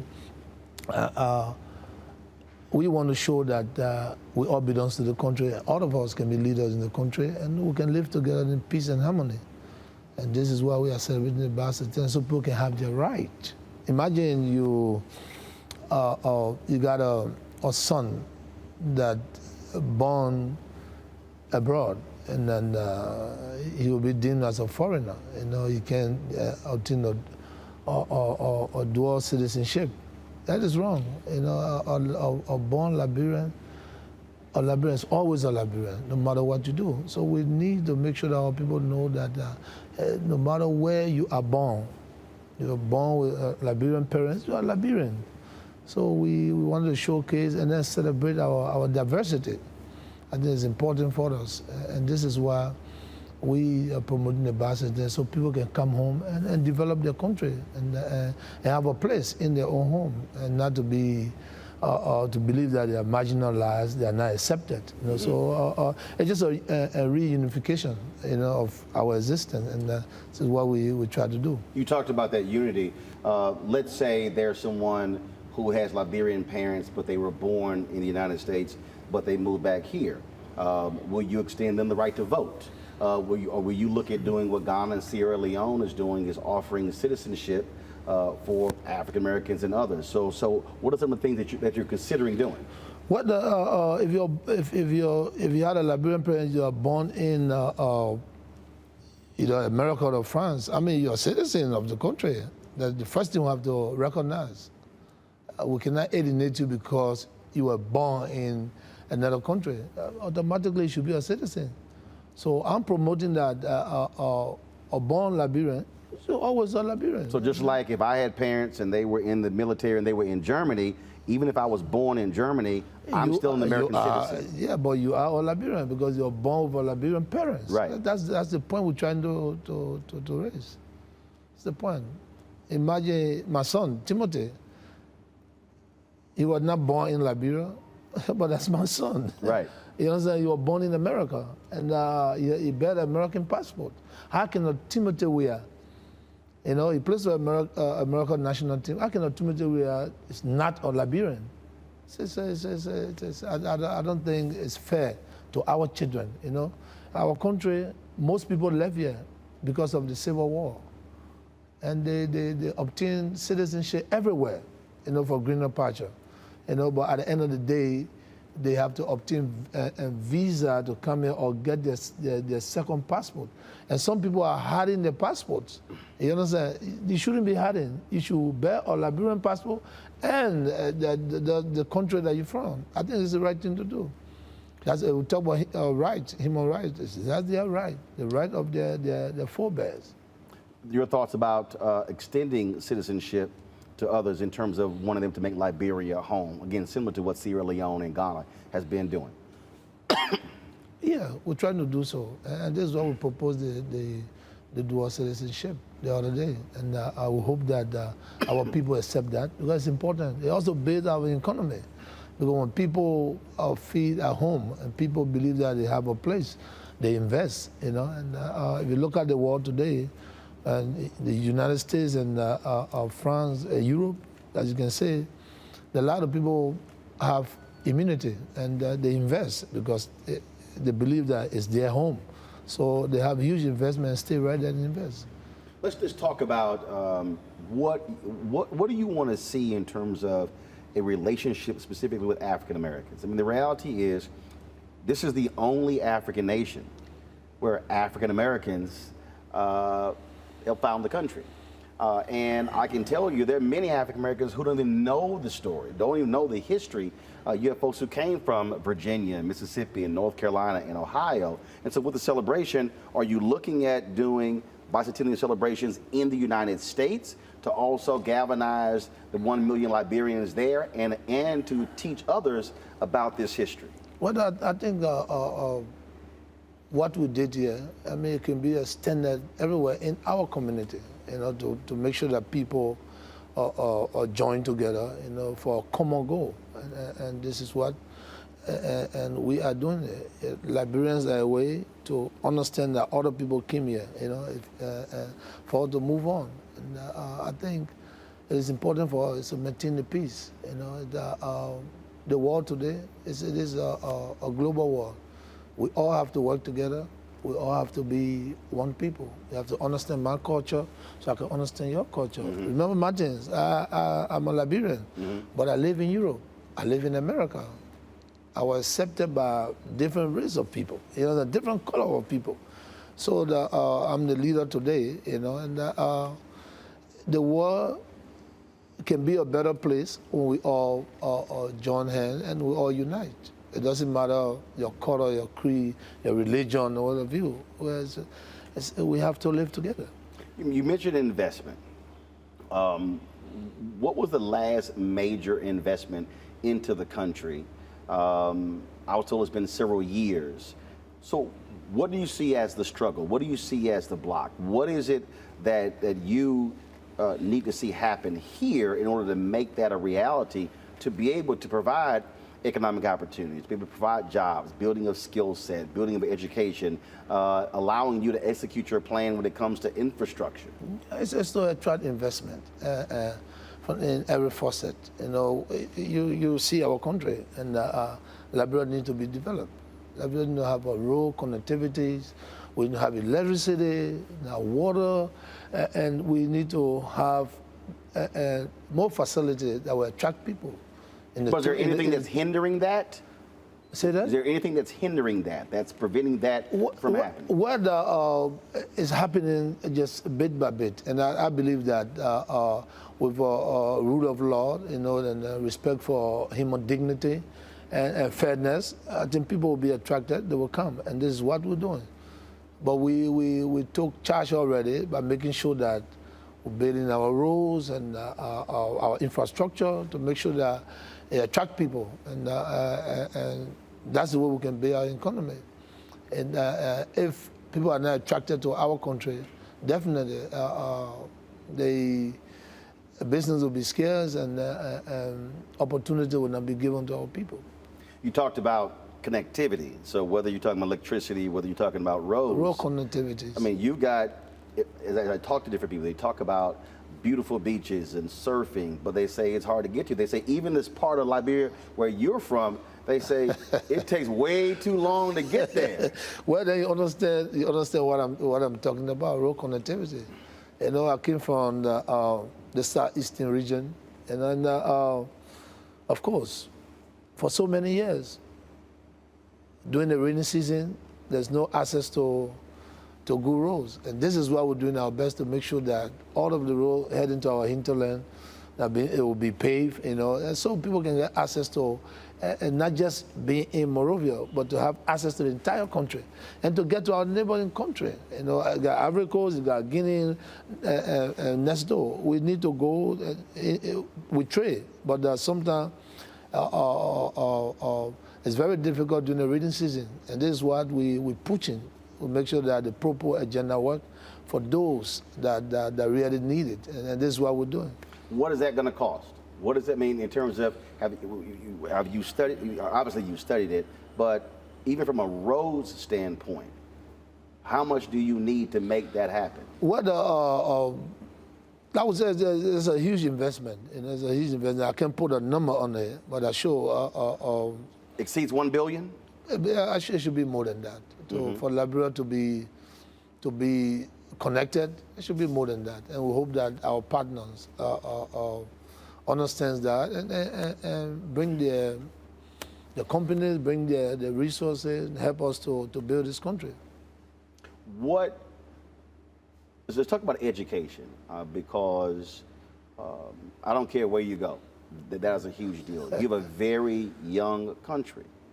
You talked about the war, average age being 19 years old. Also need to have skill set developed. And so what is your plan for this country educationally? What we have, we are doing our best to make sure that we promote the sector, educational sector. And Martin, this country is the oldest country, as I said to you. And today, more than 50 to 75 years in our sector. Today we have digital education. So it tells you that we are doing our best to make sure the sector works, because I believe in education. I've been in the country, never had the opportunity. I won't say go to good school, because every school that you go to, it depends on the person, you know. Mm-hmm. Yeah, I never had the opportunity and then to complete school year. But I went away, pursue my career, my dream to be one of the best athletes in the world. And after that, I went to school. So I know the importance of education. And this is why we're doing our best. Today, if you walk around, you see that all public universities are free today for children to have access to school. And because I believe in education, and this is why we're doing our best to make sure we promote this sector. Because every young person, every citizen has the right to education. But when it's not free, it's difficult, right. You know, and this is why we give free education. And we're going to encourage every government that will come after us to make sure that Liberians go to school free. Encourage them. Whether it's a technical school or whatever, it should be free. Mm-hmm. Are you concerned about brain drain? Are you concerned about your young folks getting restless and saying, you know what, I don't see a future in Liberia, I need to leave. I'm going to go to Sierra Leone, I'm going to go to Ghana, I'm going to try to get to America. How much of a concern is that? And so what are you going to do to ensure that you're talented, you're smartest, you're most ambitious stay here to rebuild this country? Well, I think what I believe is not even leaving, because you can have an opportunity and go away, prepare yourself and come back. That's not the point of the promoting the education sector. The point of what I try to raise, they got some people here that will never leave. They're going to be here. And they might never have opportunity to go away. Those people are the people we have to make sure that we save. Those kids that people believe that they don't have any future, that's the future we have to touch. And this is why we have to make sure we got technical school, we got free school, so they can be encouraged to go to school. And that's what I'm trying to say here, and the point I'm trying to raise, I had an opportunity to go away. I never had a chance to pay my own school fees, but I had the opportunity to go away to play professional soccer. After that, I went to school, and I came back. So, but how many of us will go and come back? You still have children that are looking for opportunity to go to school, and that's what we have to fix. Build their future for tomorrow, because when you are educated, you have the possibility of being employed. You know, it doesn't matter. All forms of education, you can be employed because you have the strength, you have the knowledge. Whether it's a technical school, it's a normal schools, and what have you. So we need to build our sector to make sure we promote the sector, promote education, and encourage young people to go to school. How do you also change the perception that some have? And I hear it a lot when people talk about trying to do business in Africa. First thing people bring up, corruption. They say, you know, I'm not paying bribes. I'm not dealing with folks who they're taking too long. It's slow down. I don't know if I'm going to get my money back. You got that one thing. Then you have the people who have the perception that, frankly, you know what? I don't really see skilled labor to be able to go to these countries. And so the reality is you have to battle that perception that people have in other parts of the world, including America. Well, I mean, sometimes perception becomes reality. It becomes reality when people don't understand. But again, why will you have a perceived mind if you come to a process that is fair? You shouldn't have any perceived mind of corruption, because first of all, you come to Liberia to do business. There are institutions, there are processes in place. Follow the process.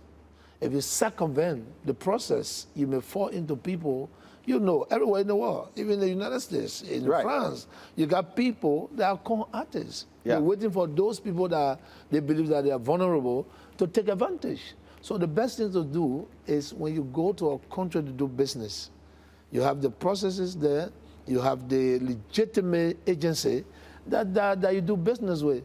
When those people corrupt you, then the government has a responsibility to make sure that they question them, but not going behind the curve to do business. And it's not the right thing to do, because you know what I'm saying. Here we have rules, we have autonomous agency, we have compliance institutions that are responsible to make sure that people come and invest. So you should be going to those people so you can invest and then follow the rules. So sometimes when people talk about corruption, I don't understand. The last time I was in Dubai, it's the same question they posed, and I asked the same question. If we have an investment commission here and you come to invest, why don't you go to the investment commission? Why are you looking for people to take you around? It's wrong. Go to the government institution. When the government institution corrupt you, then of course they will be apprehended, there will be a question. Then you can go and say, well, the country is corrupt. But if you go beyond the curve because you believe that anybody can make you do business in a country that have the rule of law, then you'll be making a mistake. So what you're saying is, if you want to do business with Liberia, go through your national investment corporation. You said go to them. Don't go to an individual in this city or this city. It's the best thing to do. You see, Martin, a lot of people, and that question, what is the deem of corruption? You know, people come to do business and just get anybody. And those people corrupt them, take money from them, and they complain that, oh, they went to Liberia. No, you went to Liberia and you found somebody, or you on the internet talking to people that con you, you understand, that deceive you and bring you to the country. And at the end of the day, you don't even see the authorities, and then you get frustrated. So those are the things. So coming to Liberia to invest, you have the bureau, the National Investment Commission.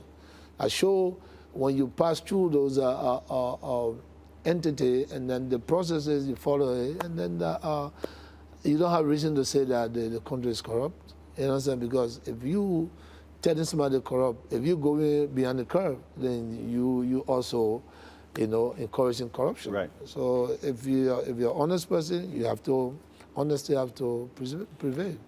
Liberia is obviously an ally of the United States. Has been for quite some time. What more do you want to see from America? There are African Americans, there are Liberians in the United States, there are African Americans who say, hey, they can petition their members of Congress. You're going to be meeting here with members of the Congressional Black Caucus. What more do you want to see from the United States when it comes to helping rebuild and grow Liberia?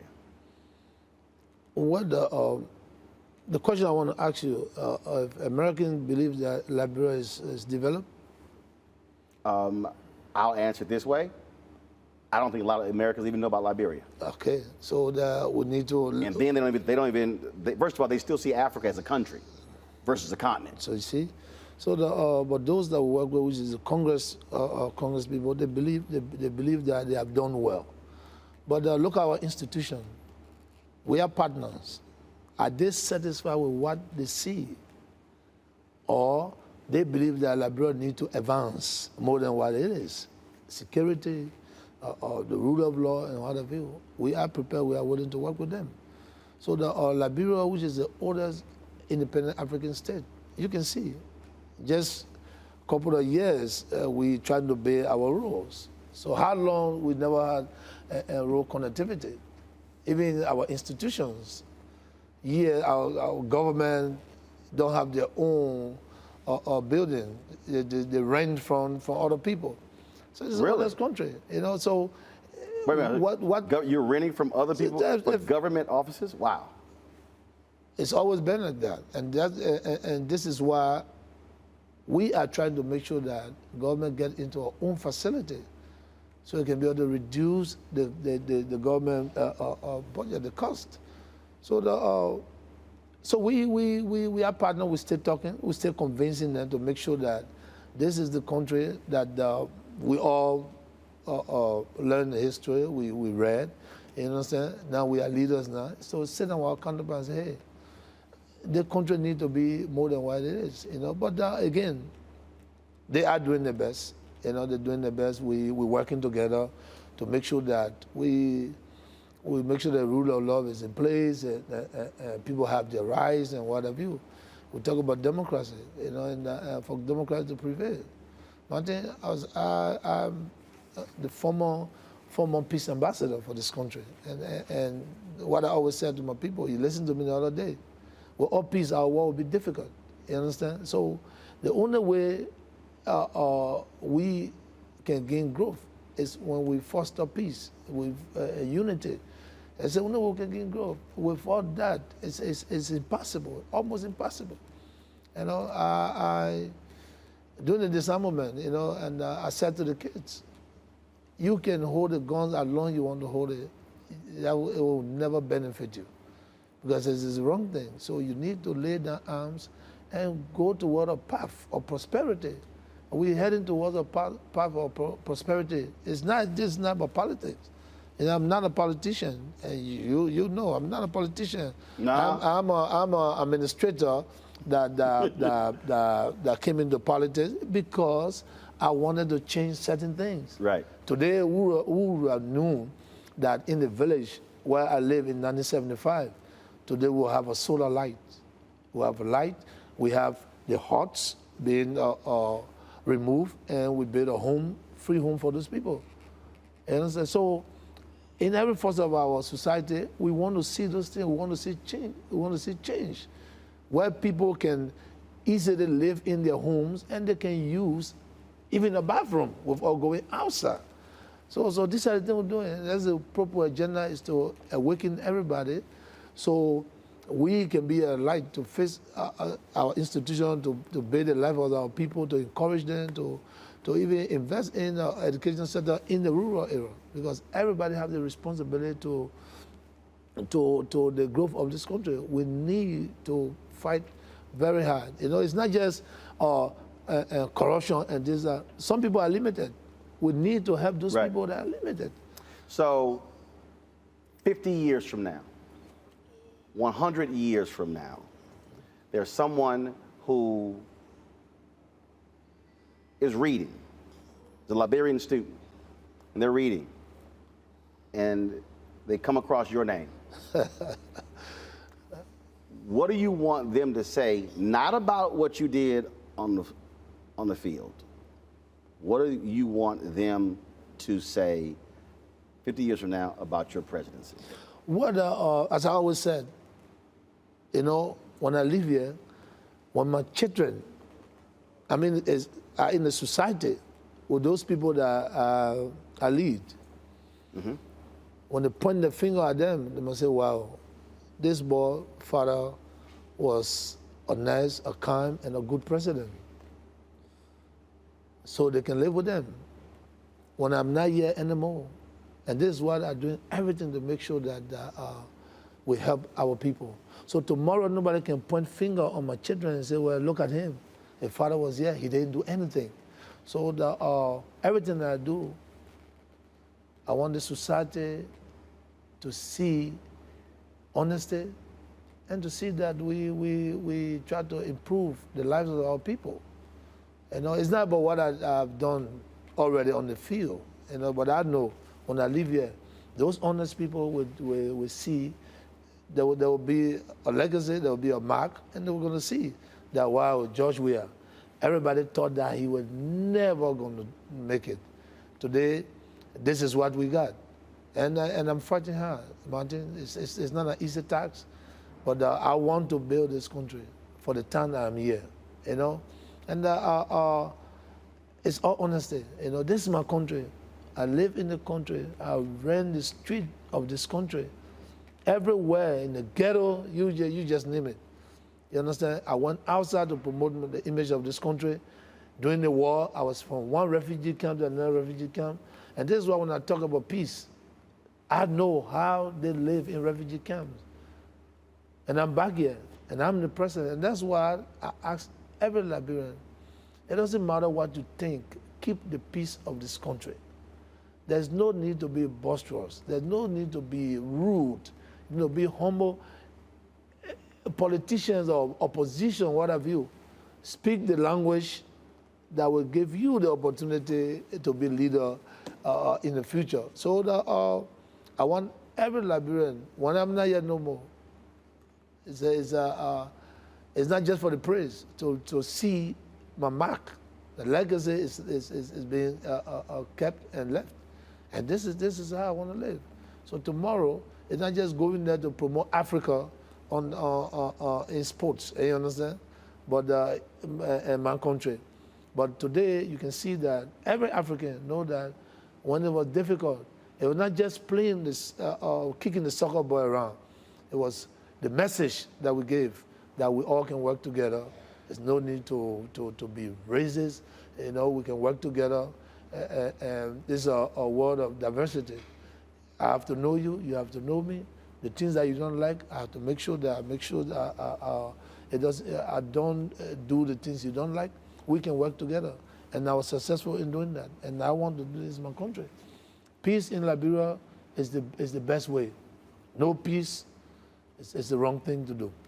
So again, I'm honored to be here with you, you know, to answer your question.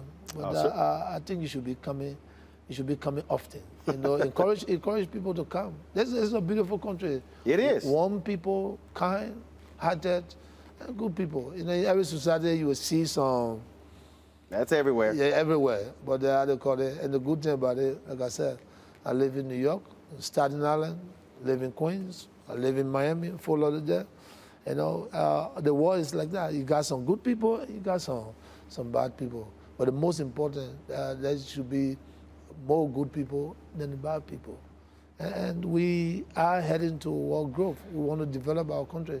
And we will do all we can for this country to be a better place. So when you come next time, you see that, wow. That's it.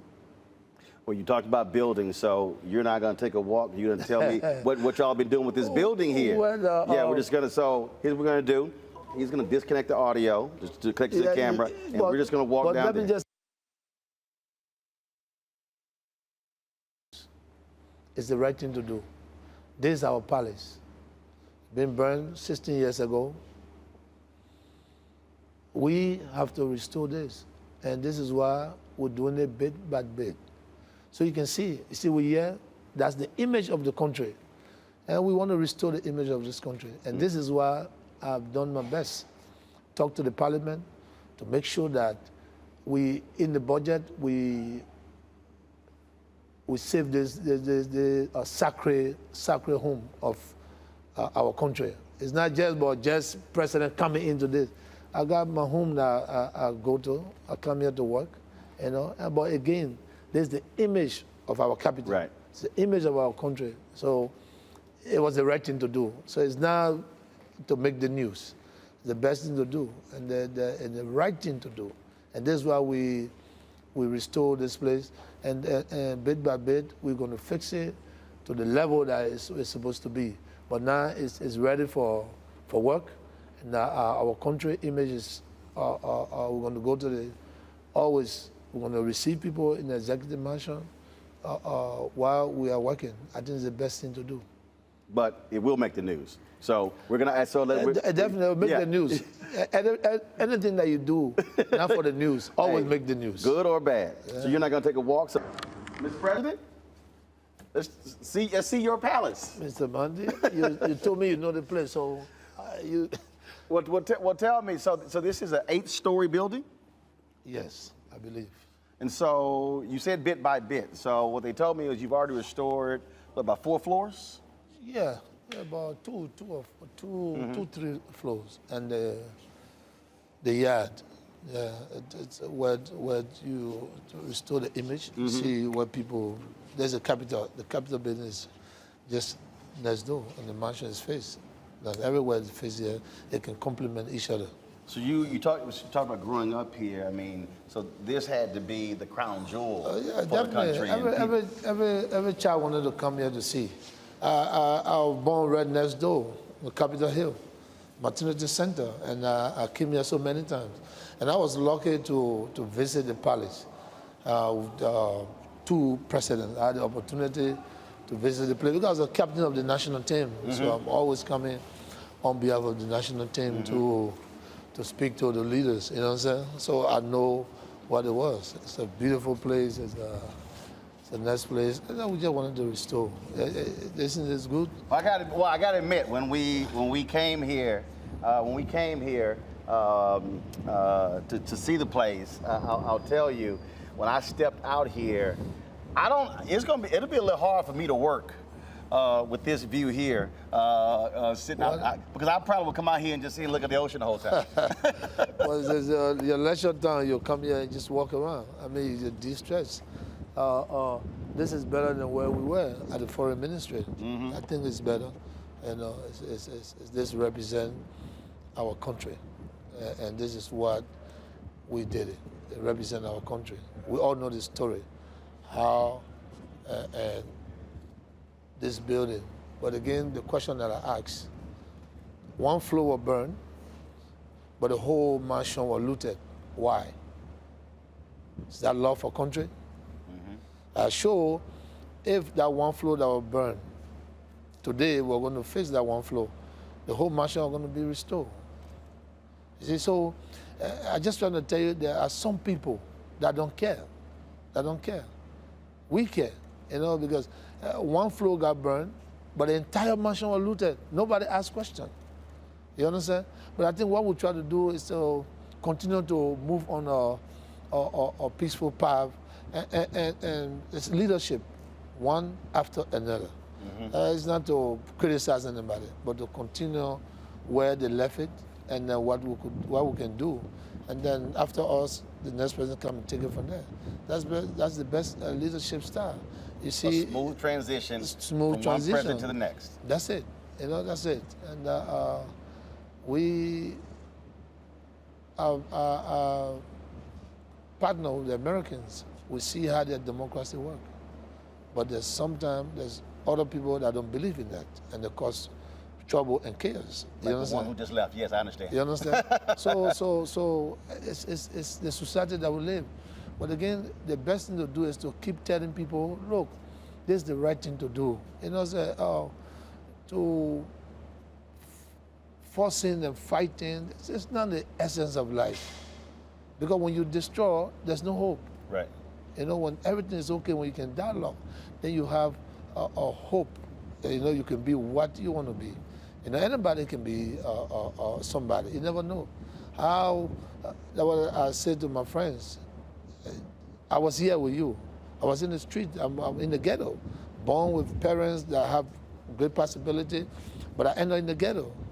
But that's, my destiny was not tied into the ghetto, but maybe that was experience to continue to see how things are.